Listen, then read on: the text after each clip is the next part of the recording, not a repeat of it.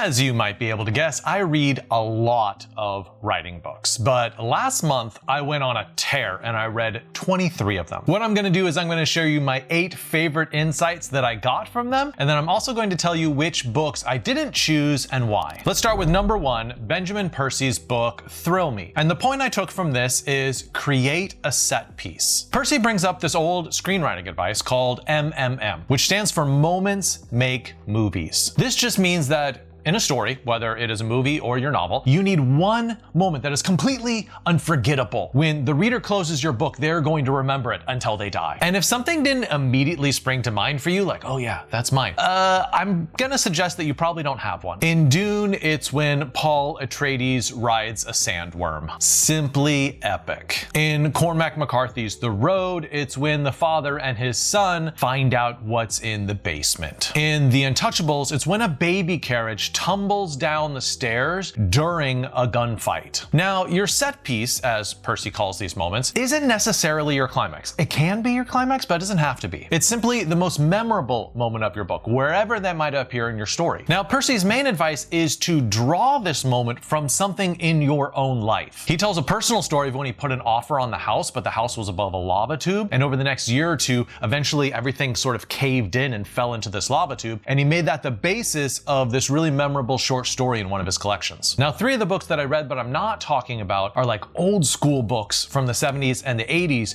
giving writing advice, and it doesn't work because it's all really obvious stuff. There wasn't anything for me to deliver to you. So we're gonna skip those and move on to the second book that I chose, which is How Not to Write a Novel by Howard Middlemark and Sandra Newman. And their advice is to make your characters have a plan. So in this book, they're talking about complications and pacing, especially in the middle of the novel. And they bring up, like, listen, you need to have your characters have a plan. A plan can fuel your plot. A plan can sustain that sometimes saggy middle of your novel. A plan foreshadows. It tells the reader what they can expect in the next pages of the novel. It helps the reader anticipate what's going to happen. If you have some element of romance in your book, then a plan could just be a plan to win the love interest. Some sort of scheming so they can win over their hearts. If you're writing some sort of swashbuckling adventure or some kind of thriller, your characters also need some kind of plan to give organization to the plot. And of course, every single heist storyline obviously needs a plan of how they're going to carry out the heist. Even a book about slavery, right? They have a plan for how they will escape. But remember that this book is called How Not to Write a Novel. So what Howard and Sandra say is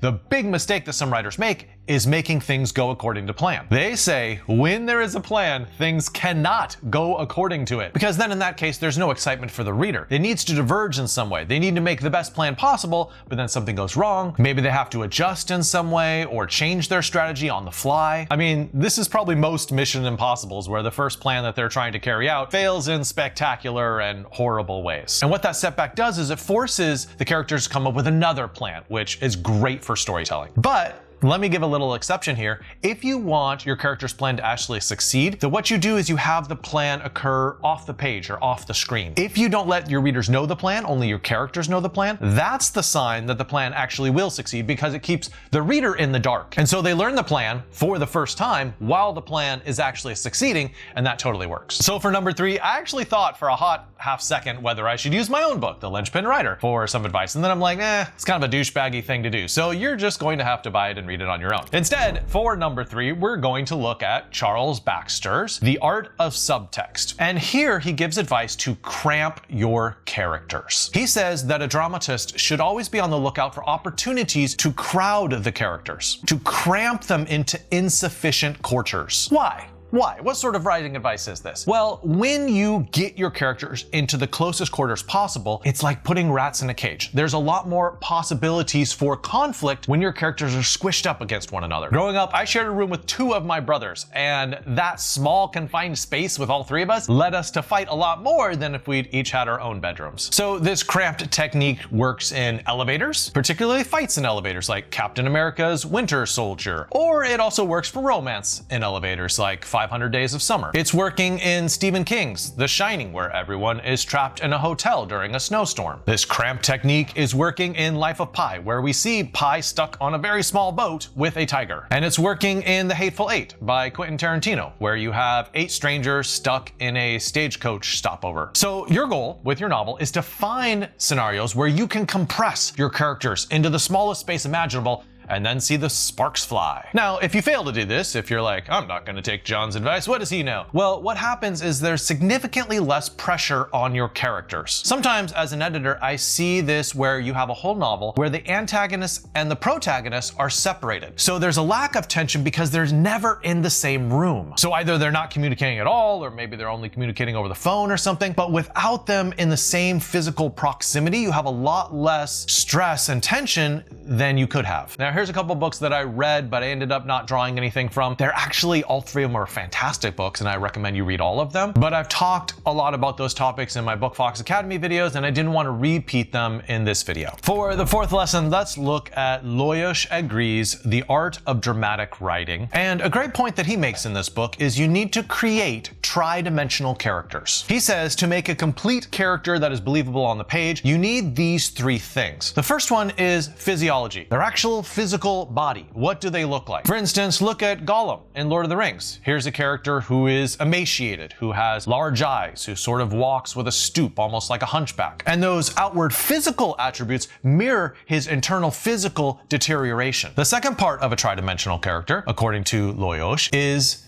their sociology. Look at Offred in The Handmaid's Tale. There are very distinctive costumes, we have ritualized interactions, and there is very strict physical organization of spaces into male and female. Now, even if you're not writing a genre with a lot of world building like fantasy or sci-fi or dystopian or something, there still is sociological components that you need to include in your book. Say you're writing about a marriage, I mean, every single marriage has their own little sociological microcosm. What is it like for this couple? And the third thing that he says that every single character needs is a deep sense of psychology. Look at Amy Dunn in Gone Girl. She is calculating, she holds a lot of resentment, and she has this amazing ability to weave false narratives. I mean, as far as revenge planning goes, I would not want her against me. So if your character has a complex sense of physiology, sociology, and psychology, your character is going to feel real on the page. Here are a few other books that I read, but I didn't end up drawing any insights from. They are mostly time-based books that help you with a program on how to finish your novel in X amount of time, X amount of weeks, X amount of days, etc. They're good, motivating books. I really don't have anything bad to say about them. And if you want to check them out, the link is in the description. The 5th piece of advice that we're going to look at is from Damon Knight, his book, Creating Short Fiction. And his advice is,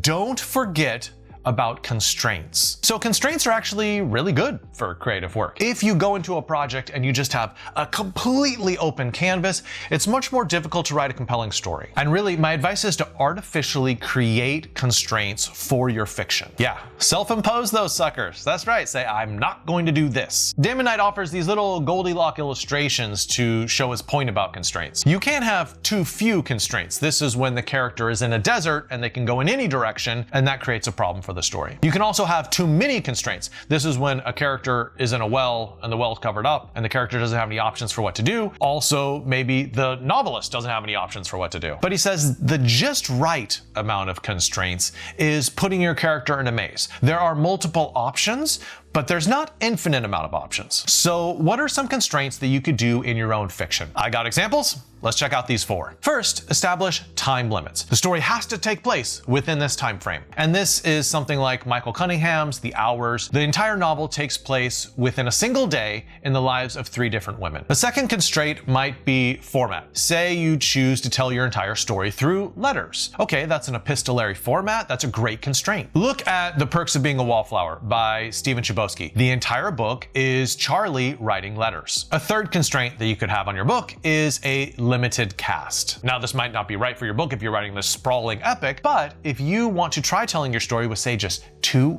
or 3 characters, that is a really difficult constraint. But for an example, look at On Chesil Beach by Ian McEwan. Basically has 2 main characters, a newly married husband and wife on their honeymoon, on their wedding night. A 4th constraint might be communication limitations. You might have a character who doesn't speak at all, like in The Shape of Water by Guillermo del Toro, where there is a mute protagonist who communicates through sign language with this non-verbal amphibian creature. But let's get to our 6th insight. This is coming from James Scott Bell in Plot and Structure, and he talks about subplotting your way to greatness. Now, I'm sure that all of your concentration in your book has gone toward the main plot, right? And I'm wondering, how much attention have you given to your subplot? And one thing that Bell does really well is he talks about the difference between your main plot and your subplot. He says that the subplot is thematic and that the subplot is concerned with what your main characters need to learn. He also divides them by saying that the subplot is often interior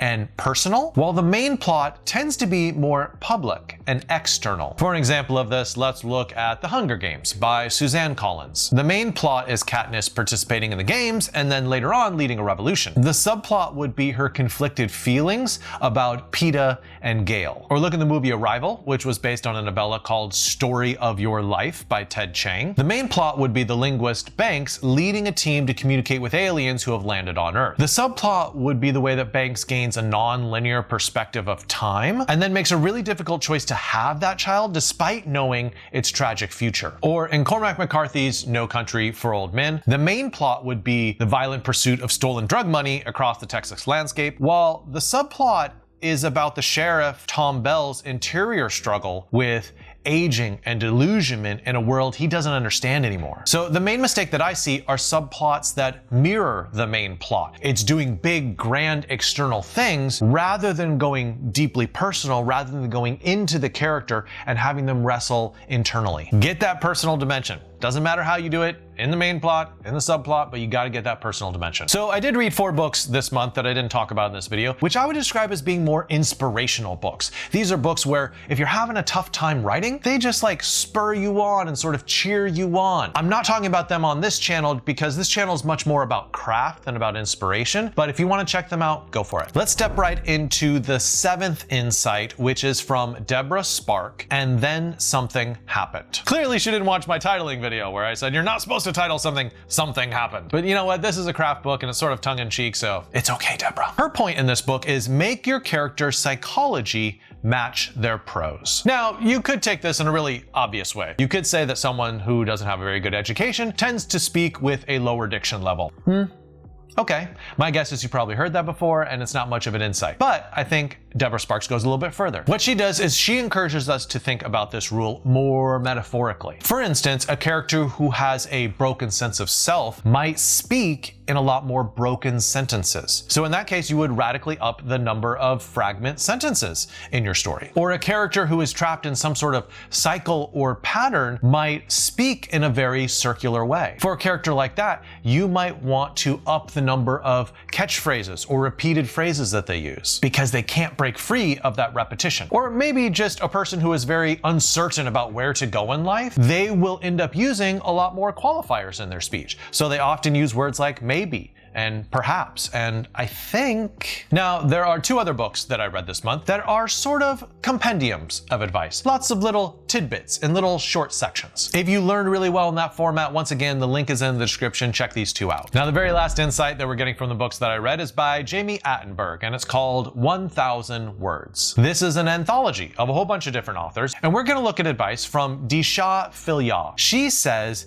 use mathematical formulas to structure your books. Now I gotta say, I have not heard this advice before, and trust me, I read like an enormous amount of fiction craft books. So I find this approach very interesting and also very counterintuitive because you think like math is kind of the opposite of fiction, isn't it? Well, to her, no. She really likes using if-then statements, which basically she takes from conditional statements in geometry. She uses these conditional if-then statements to describe her plot. If the protagonist establishes firm rules of engagement while having affairs with married men, then she'll maintain the upper hand. But she also offers this second if-then statement. If she maintains the upper hand, then she'll be happy. And the reader's like, oh, I don't think that's true. But that's exactly where the plot flourishes, right? That the character's belief is probably not true. Sometimes Phil Yaw thinks about her plot in terms of an algebraic equation. 2 plus x equals y. So 2 represents the premise. She has two characters from opposite sides of the country meet at a conference. And y is her ending. It's where she wants to go. She wants to have these two characters make love to one another 9 months later. So in that case, the book is kind of like solving for x. What happens in that interim to get them from meeting for the first time to making love? What can be the obstacles or difficulties in their way? How does that relationship develop? If she can solve for x, then she can write the novel. Hey, I hope that was helpful. Check out those books in the description below. Subscribe to Bookfox Academy if you haven't, and happy writing.